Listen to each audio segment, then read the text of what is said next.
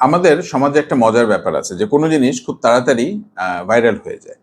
তো দেখা যাচ্ছে ইদানিং সান্ডা, এটা অনেক জায়গায় আমরা দেখছি, হ্যাঁ, এটা নিয়ে অনেক কথাবার্তা হচ্ছে। কিছু কথা বলি এটা নিয়ে, আসলে না বললেই না। তো এই জিনিসটা নিয়ে আসলে নানান ধরনের বিতর্ক হচ্ছে, এটা হালাল কি হারাম, এটা খাওয়া যাবে কি যাবে না, এটা মাকরু কি না। হ্যাঁ, এগুলি এক ধরনের আমাদের ধর্মীয় ব্যাপার, যেটা একদম প্রত্যেকটা ধর্মের বা প্রত্যেকটা অনুভূতিকে আমরা অনেক রেসপেক্ট করি।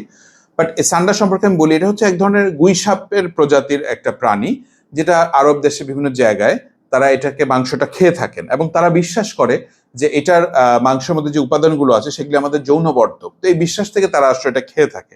তো রিসেন্টলি দেখা যাচ্ছে আমাদের সমাজে এটা নিয়ে বেশ কিছু কথাবার্তা হচ্ছে, ব্যাপক আলোচনা হচ্ছে, কেউ মজা করে ভিডিও বানাচ্ছে, কেউ মজা করে বলছে, কেউ মজা করে রিলস করছে। বাট জিনিসটা আসলে তারা একটা বিশ্বাস থেকে খাচ্ছেন যে যৌনবর্ধক হিসেবে।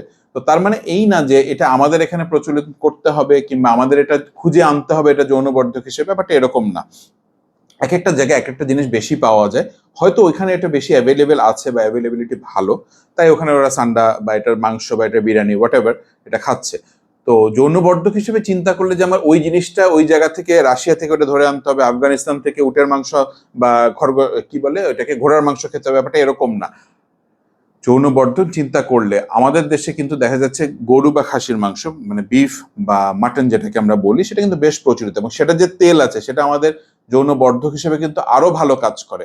এটা আমাদের টেস্টোস্টেরন যে হরমোনটা আছে, এটা প্রিকার্সার বা এটা তৈরির মূল চালিকা শক্তি কিন্তু এই রেড মিটের ফ্যাটটা। তো সুতরাং আমরা সান্ডার পিছনে দৌড়াদৌড়ি না করে আমরা যদি রেড মিট বা বিফ বা আমাদের দেশে যেটা অ্যাভেলেবেল, যেটা হারাম হালাল নিয়ে বিতর্ক নেই, যেটা মাকরু বা মাকরু না এটা নিয়ে বিতর্ক নেই, বা যেটা দেখতে কি ভালো বা কুৎসিত বা কথা, এটা নিয়ে বিতর্ক নেই, সুতরাং সান্ডা বাদ দিয়ে আমরা গরুর মাংসের দিকেই মনোযোগ দিব।